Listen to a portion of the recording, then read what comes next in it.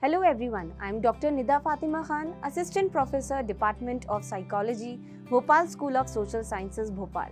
In the previous module, we studied about the heredity and environment both together play important role in the formation of human nature.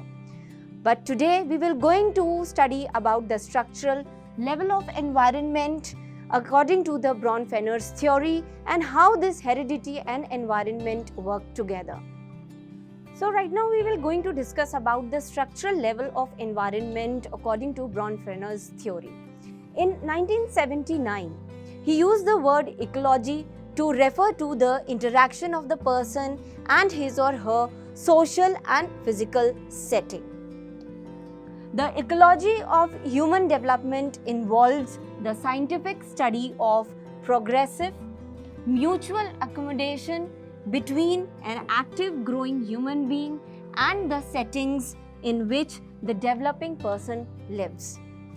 So here the interaction between the developing person and the environment is viewed as a reciprocal relationship between the human being and the environment. So the ecological environment includes immediate setting, that is home, school, work, and interaction between immediate settings and larger settings. So here the ecological environment is composed of 4 structural levels, which we will going to see in the further slide. So in this ecological system theory diagram, as you can see the different circles with different colors. So here the very first circle is of orange color, which tells about the individual, about the gender of the individual, age of the individual, then health of the individual, and so on. And the next circle which you will going to see is microsystem, which is the blue circle. Now here let us understand about this blue circle, that is microsystem, in detail.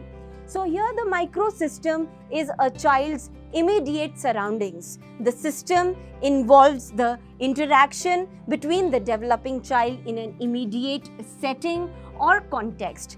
For example, interaction between child and mother, father, teacher, and friends or peers.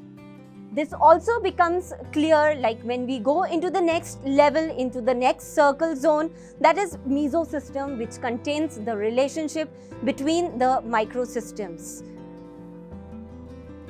So here in the purple circle, you can see the mesosystem. Now let us understand this mesosystem in detail.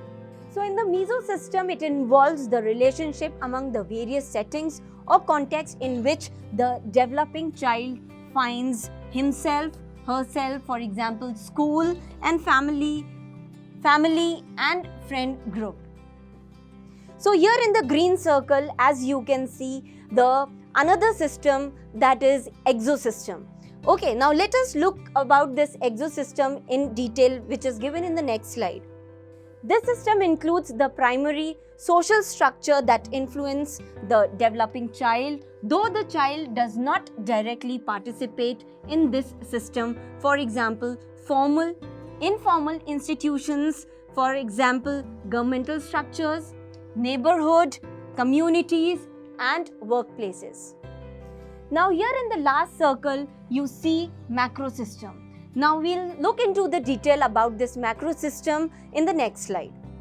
This system consists of the broad general values, beliefs, ideologies, rules, and regulations of the society which influence the ways specific institutions organize and function. For example, cultural values, legislations, governing bodies, and institutions. So all these different layers of environment influence the growth and development of the child in different and important ways. Now let us look into this, how this heredity and environment work together. Today, many developmental scientists have come to regard a solely quantitative approach to the study of heredity and environment as simplistic.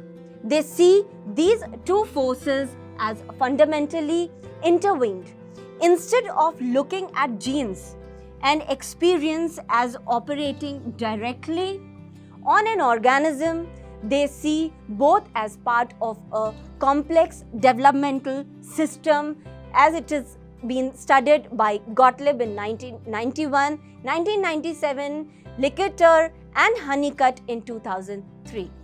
From conception on, throughout life, a combination of constitutional factors, like here you can see, related to biological and psychological makeup and social, economic and cultural factors help in shaping the development of the human being.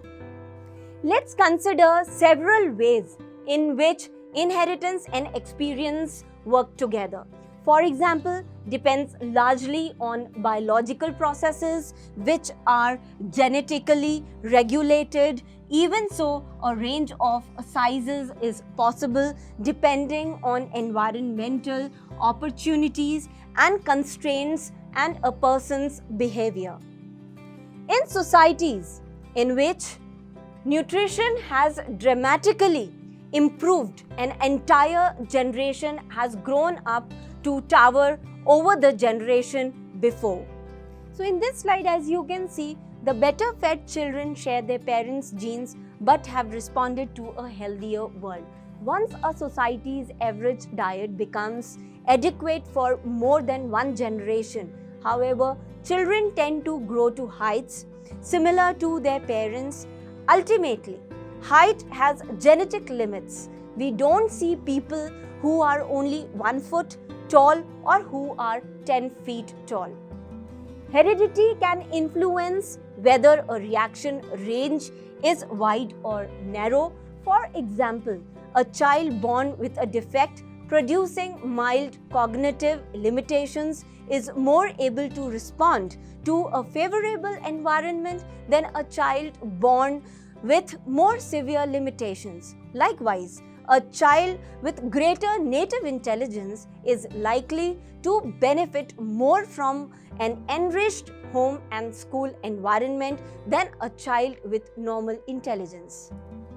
Cognition and personality are more subject to variations in experience, the kinds of families children grow up in, the schools they attend, and the people they encounter.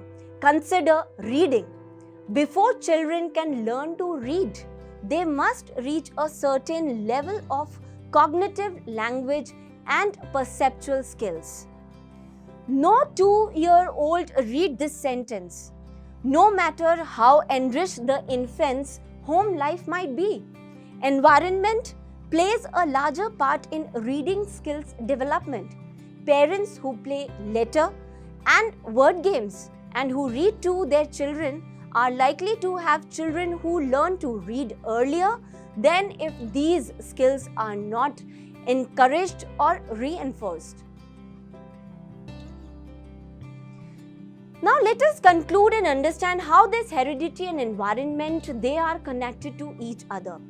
Two most important factors in children development are heredity and environment, both determinants of health, where child spends most of the time majorly being in preschool and otherwise at home with family and friends. These two are very important considerations playing vital role in childhood development. By environment, we mean all those physical and social factors that affect and influence the development of the child, like the home, the family, the neighborhood, the companions, the school, teachers, political and religious agencies, the society in general. No individual is the same at maturity as he was born. Any or all of the environmental components can affect the health of the person. Everything that influences the child, apart from himself or herself, from what he inherited from his parents, is his environment. So here both heredity and environment together play equally important role in the formation of human nature. However, in some cases, it has been proved that heredity plays more significant role in children development, being in preschool or at home. At the same time, there have been evidences showing that in some other cases, environment has played a significant role in the formation of human nature. So here, as parents, have both the factors in their hands, and both the parents can together make the best efforts to improve the child. As pre-primary teachers have no control on the child's heredity, yet can improve the environment. Thus, as a good teacher, we should provide rich and stimulating environment which would promote the healthy development of the child.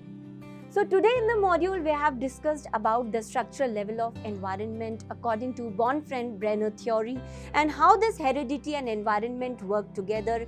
We have also looked that both heredity and environment together play equally important role in the formation of human nature. So that's all we have discussed in this topic of heredity and environment, which helps in the growth and development of human life. Thank you.